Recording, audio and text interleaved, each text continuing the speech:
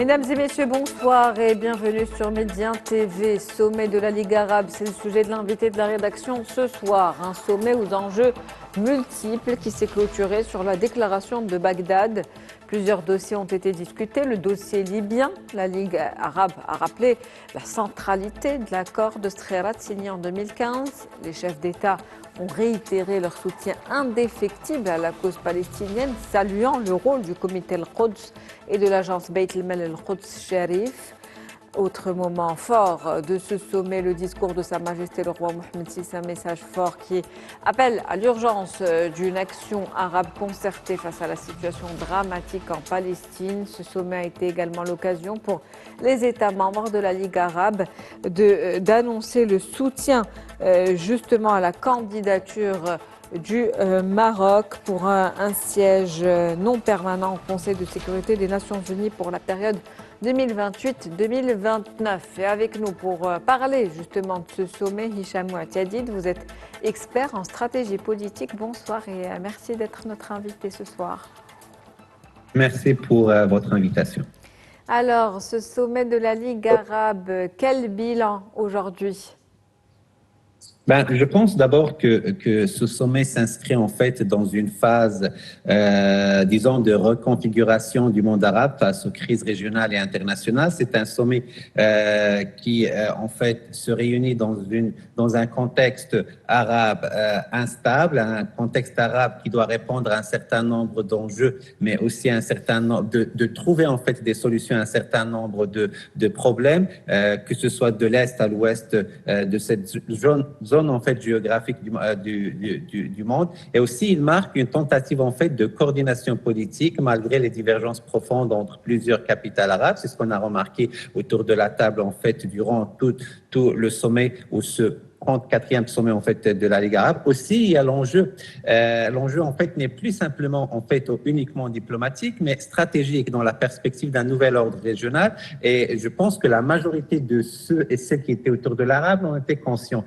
Et ils étaient conscients que vraiment il faut trouver en fait des nouvelles stratégies qui répondent vraiment aux problèmes, mais des stratégies qui proposent en fait des solutions concrètes et non pas vraiment juste des simples idées qui vont venir vraiment être discutées entre représentants des délégations autour de la table, mais vraiment de pousser à trouver ou inventer en fait un certain nombre de solutions concrètes pour faire face aux problèmes du monde arabe. Aussi, on peut dire que le sommet agit comme un thermomètre en fait des équilibres d'influence entre les différentes régions ou les différentes compositions en fait du monde arabe, que ce soit des monarchies, des républiques, aussi des puissances en fait émergentes. Et on a essayé de voir qu'il y a une certaine volonté vraiment de trouver un consensus autour de la table pour qu'ils puissent vraiment arriver à se mettre d'accord sur comment attaquer un certain nombre de problèmes, ou au moins comment se mettre d'accord à trouver des solutions autour par rapport aux problèmes. Aussi, je pense que ce sommet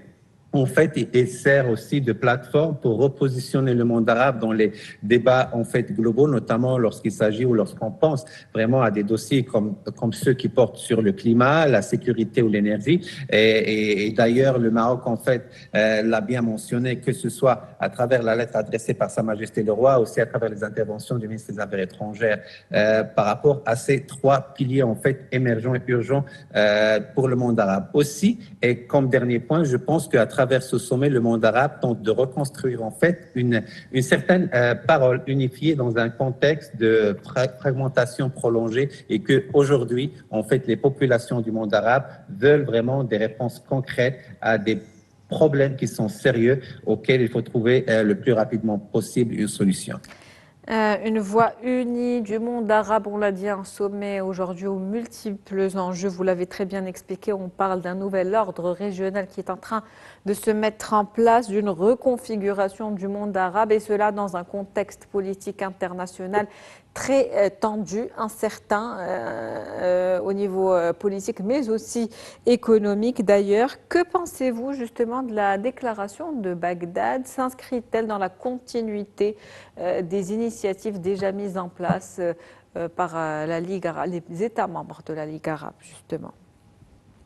En fait, je pense que en fait, cette réunion-là, où en fait le résultat ou la conclusion des efforts en fait durant cette réunion entre les représentants, les différents représentants des délégations arabes, ils essayent de trouver un certain nombre de réponses par rapport aux défis que le monde arabe en fait vit, que ce soit au niveau interne, mais aussi dans ses relations à l'international. Mais il y a vraiment ce dossier de Gaza qui revient ou qui a occupé la place centrale en fait dans les débats ou les échanges en fait entre les différentes délégations autour de la table, mais aussi il y avait aussi un certain nombre de dossiers qui étaient discutés, tels que la situation en Syrie, mais aussi le problème en Libye, il y a aussi le Soudan, etc. Mais je pense que ils ont essayé de trouver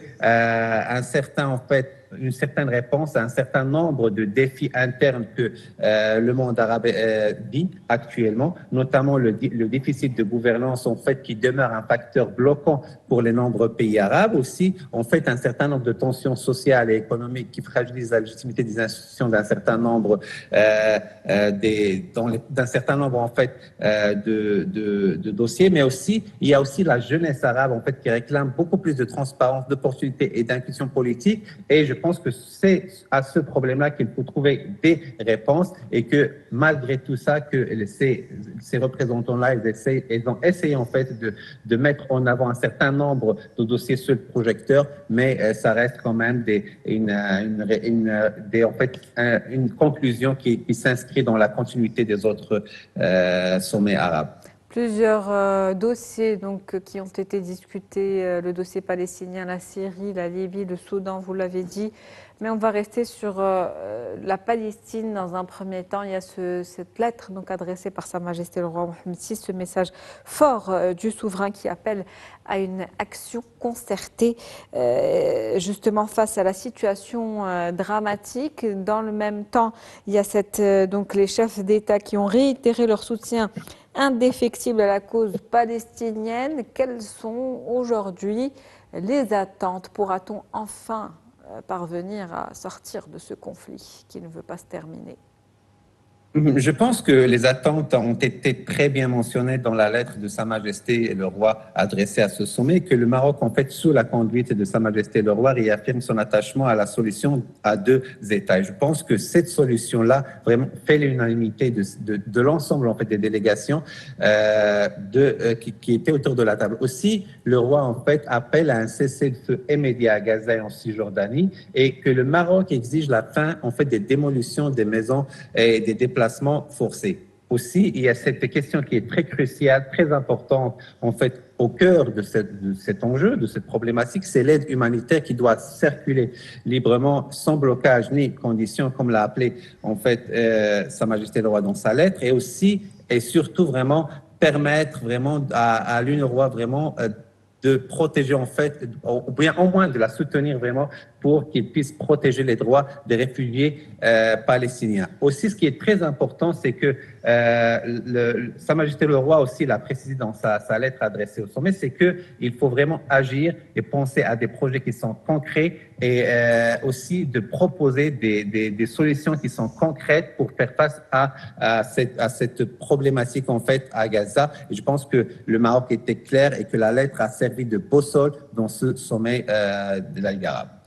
Une action urgente, immédiate et concertée. Justement, le rôle du comité Al-Quds et de l'agence Beit el-Mal Al-Quds Sharif a été salué lors de ce sommet arabe. Oui, bien évidemment, en fait, que en tant que président du comité Al-Quds, en fait, le roi agit concrètement via en fait, l'agence Beit el-Mal Al-Quds, et il l'a bien précisé dans sa lettre pour les dirigeants du monde arabe. Aussi, ce qu'il faut savoir, c'est que le Maroc agit en proposant en fait des projets qui sont concrets pour soutenir, que ce soit la population en fait de Gaza, mais l'ensemble aussi de la population palestinienne, mais aussi c'est de proposer des projets qui sont concrets, réalistes, et qui essaient d'être vraiment une plus-value pour la population palestinienne. Aussi, non seulement en fait à travers ces projets concrets sur le terrain, mais autant que président du comité Al-Quds, en fait, Sa Majesté le Roi essaie de mener en fait des négociations avec les différents acteurs qui peuvent vraiment pousser à trouver une solution concrète, durable, pour garantir les droits du peuple palestinien. Ce sommet a été également l'occasion pour les États membres de la Ligue arabe d'annoncer leur soutien officiel à la candidature du Maroc pour un siège non permanent au Conseil de sécurité des Nations Unies. Je le disais tout à l'heure en préambule pour la période 2028-2029. Est-ce que c'était attendu?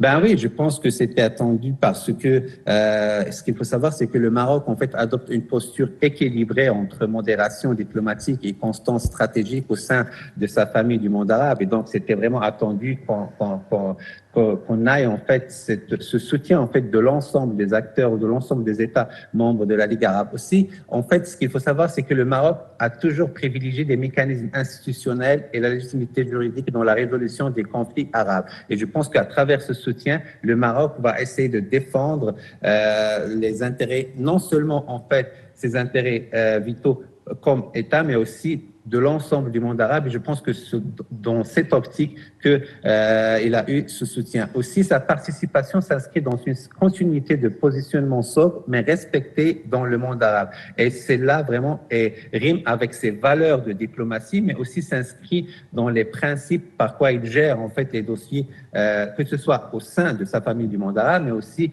dans sa manière de la connecter au reste du monde. Aussi, ce qu'il faut savoir, c'est que le Maroc a toujours misé sur la stabilité et la coopération interarabe et le respect aussi de la souveraineté des États. Et à travers, en fait, un certain nombre de problèmes, dont celui de la non-ingérence dans les affaires internes des États, mais aussi le respect de leur souveraineté, le Maroc vraiment pourra jouer un rôle vraiment déterminant. Et c'est pour ça qu'il a eu ce soutien de la majorité en fait de ces pays pour qu'ils puissent vraiment être membres en permanence du Conseil de sécurité. Merci à vous, Monsieur Hicham Ouassiadid, pour cette analyse de ce sommet. C'était un plaisir de vous avoir avec nous dans l'invité de la rédaction ce soir. Je rappelle que vous êtes expert en stratégie politique. Merci beaucoup pour votre invitation, madame. Merci d'avoir accepté. C'est la fin de l'invité de la rédaction pour ce soir. On se retrouve demain avec un nouvel invité, nouveau sujet. Très bonne soirée.